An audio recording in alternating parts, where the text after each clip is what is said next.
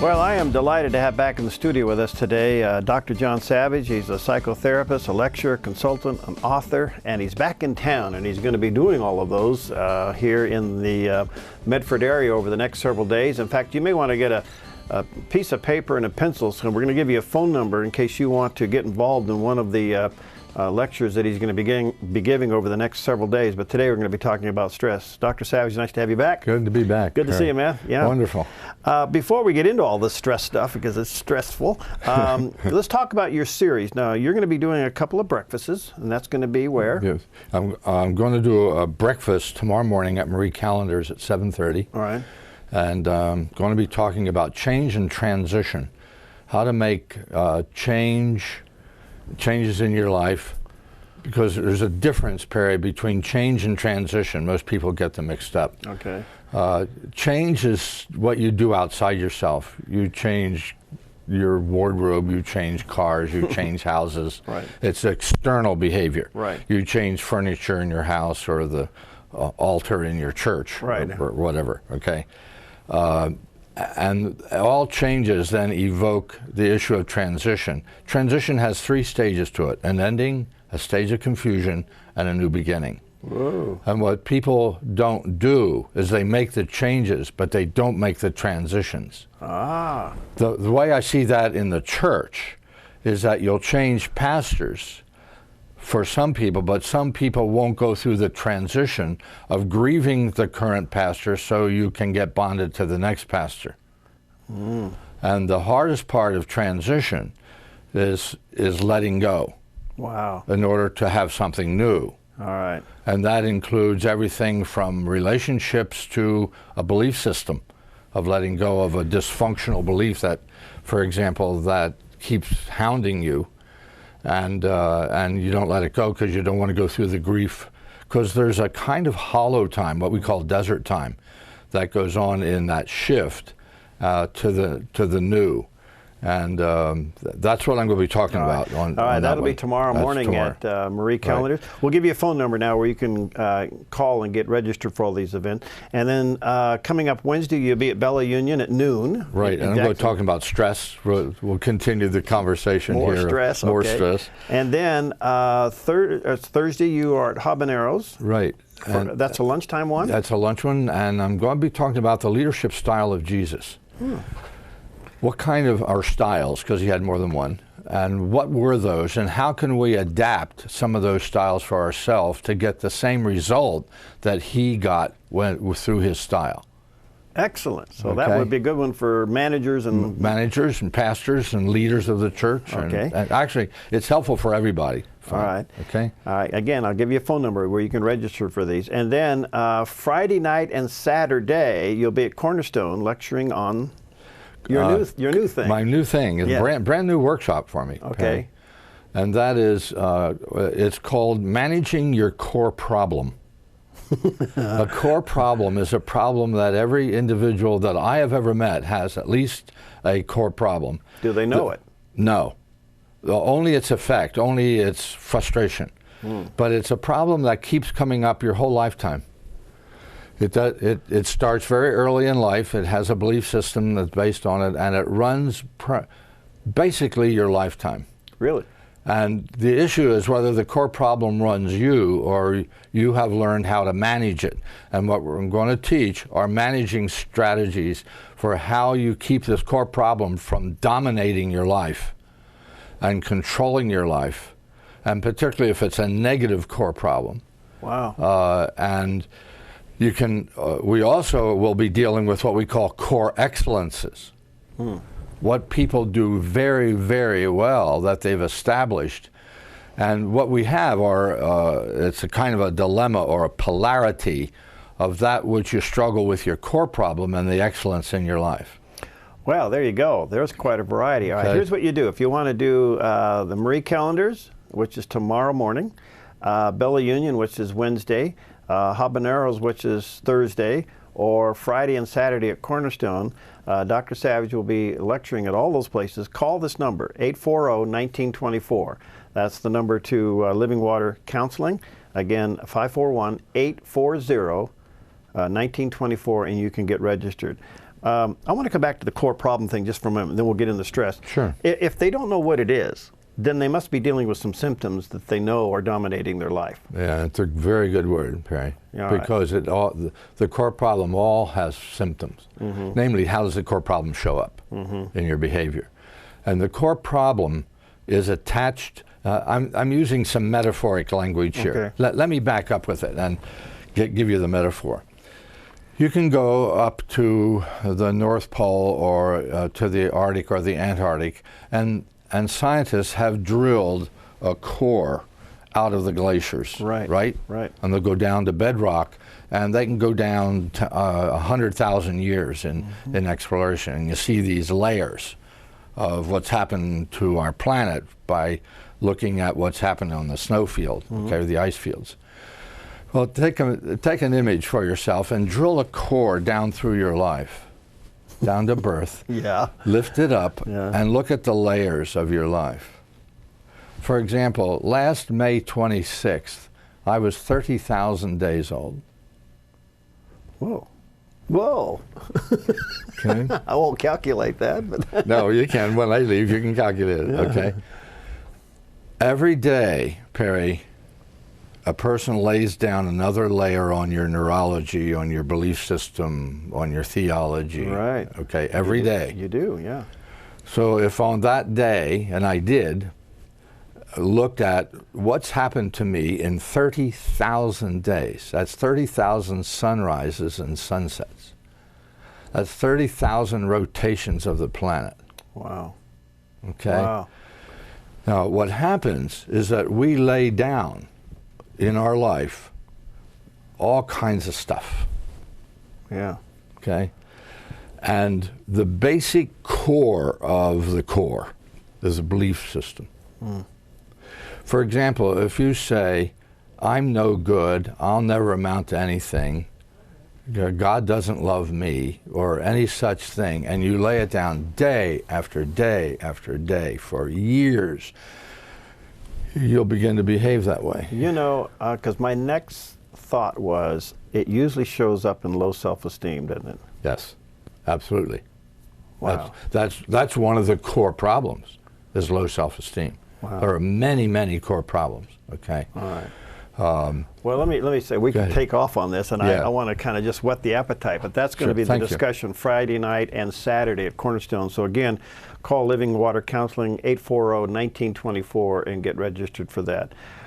Let's come back to stress, because I don't know if we can cover this in the short time we have together today, but boy, I'm telling you, I have never seen it at levels like where I deal with it. I know you probably deal with it. Shows up in different ways. But one thing that really has become quite noticeable to me is this, Dr. Savage. I've watched a lot of believers going from being happy Christians to becoming cynical. And I would have to assume that it's the pressure of the overall culture, what's happening in the world, what's happening in our country, and then you boil that down to what's happening to your life, your profession, your family. Man, I'm just seeing a lot of burned out Christians out there. What's happening? I'm going to give you a metaphor. I love metaphors. Okay. My hunch is that your job, though it has stress, has the good part of stress. There's good stress and bad stress. Okay. Here's the image. You see a racer in a meet come up to the blocks where he puts his feet in, put his feet in to get ready to go. And they, if you'll notice, that they don't come up and they don't stay there very long in the blocks. Okay? You don't come up and stay in the block for 20 minutes before the race. Right. There's a reason for that. That when you're in the blocks, at that moment, all of the muscles bind or get ready. Right. I mean, you get intense levels. And then the gun goes off and they are released in the movement, okay? Now, on occasion, you get a false start on a race and you've got to come back and reset that. Yes. Okay? Yeah, right? bang, bang, the gun goes bang, bang. Yeah. And now suppose you had to come back to the blocks over and over and over again. Oh, you're wore out. Without the movement to the race. That's stress. We're talking about stress, and the effects of stress today are just showing up physically, emotionally, spiritually. And what are considered most common stress sensors, or how do we know that we're succumbing to it, besides not sleeping at night? I think one of the first ones that show up is emotional distance from another person. If you're in a stress relationship, the stressor is held within the muscles of your body. Okay, that's where it resides. For example, I know a woman who, when she gets stressed, gets very tight shoulders and comes up in the center of her back. Okay, it's where it shows up physically, right? And so one of the ways of reducing stress is external, namely have a massage or have someone rub your back. Okay. I'm into it. I love them. Yeah, I do too. I do too. Love it. And and what that does, it releases the toxins that get bound into the muscles. And if you ever have a massage, you'll know that the masseuse often finds a nodule. Okay, a little hard lump. And when they press on it, it hurts like crazy. First of all, but later on, it shows up in urine, in the sense of a distinct color shift, because the toxins that you hold in your body are released. Now, if you keep those toxins long term, over years, it will now start deteriorating the muscles and the cellular structure, and now you end up with numerous kinds of illnesses. Another one, Perry, that is not so physical is it leads to depression. And there are basically two kinds of depression. Okay. One is what we call physical depression, because the chemicals like serotonin and adrenaline that make you feel good stop running. Then you have to go to a doctor or psychiatrist or whatever who gives you medication to balance that in your body. So it's a chemical depression. Okay. The other one, and this is really attached to stress, is that you suppress anger. You suppress anger? Yeah, you don't share it. You sit on your anger. Most should people let it out more? Oh yeah, Really? Absolutely. There has to be ways of expressing the anger, or it will stack up in you. To talk about the core stuff, it will layer and layer and layer, and after a bit you'll explode internally, physically, with illness, or outward, where you'll act out, where you'll go do some dumb, stupid thing that will get you into serious trouble, either with a group of people or the police. Okay? Wow. And so the object is to, how do you learn to reduce the stress? Right. Okay? And there are some really sophisticated ways we've known for years and years. That's part of Jesus' strategy of what he did, because he got into some pretty stressful pieces. You know, after you preach your first sermon, they're going to throw you off of the cliff. It's not a good way to start your ministry. No. You know? You know? Yeah. Now, what did he do? What did he regularly do? He got away. He got away. He went out into the desert. Yeah. Got alone. He went alone and dealt with his own stuff. Okay? Most of us, matter of fact, just before I left, I was at a breakfast with some people, and one of the gentlemen said, because we talked about a silent retreat, and he said, I could never do that. I just could not be alone. Really? And part of that problem with that, he does have ways of reducing stress, and that's through work, through physical work. Oh. Go cut a cord of wood. Okay. Okay? Yeah. That's one way of working it out of your muscles, right? But I'm going to come back to my original metaphor. Yeah. Much of our life is getting ready to do something, and then often it doesn't happen the way we thought it would happen. So you're on the starting blocks of life, and you're headed for the race or for whatever you're going to do. And the gun goes off. Goes off. And then in the middle of the race, somebody stops it. Let me talk about what that is. Of all of the things that I've worked at for 35 years and working around this is the phenomenon of what I call an emotional cluster. An emotional cluster is a series of things that happen to you in rapid succession that really upset you. For example, tomorrow morning, Perry, you back out of your driveway and run over somebody's dog. Okay? 3 days later, you bang into somebody else's car. 4 days later, you get a phone call that somebody in your family is severely ill. Another day later, you discover you're not feeling well, and you go to the doctor, and he says, well, you got cancer. By the fourth one, that's a bad week, yeah. The stress has raised significantly because each one of those is like a starting block, and before you can begin to finish dealing with that, you're back in the blocks. Yeah. Again. And again. And again, and you don't get a chance to spin it out, to reduce the stress by whatever activity. You don't have time to pray. You don't have time to meditate, which is one of the single best stressor reducers is meditation. Okay? Yeah, and I think prayer. And Christians have allowed the New Age movement to rob that from them. The word meditation carries with it a negative connotation today, when really it's very biblical. Oh, very. Sure. Well, that's what Jesus did when he went out into the desert. Yeah. Okay? He prayed with God, and that's what meditation is, as I understand it. Yeah. And so what happens is that we have these pieces in our life, particularly if you have a core problem that keeps repeating the pattern and you never get through it. Yeah. Wow. Okay? Yeah. And it keeps backing you up to the starting blocks. You start over and over without going across the finish line.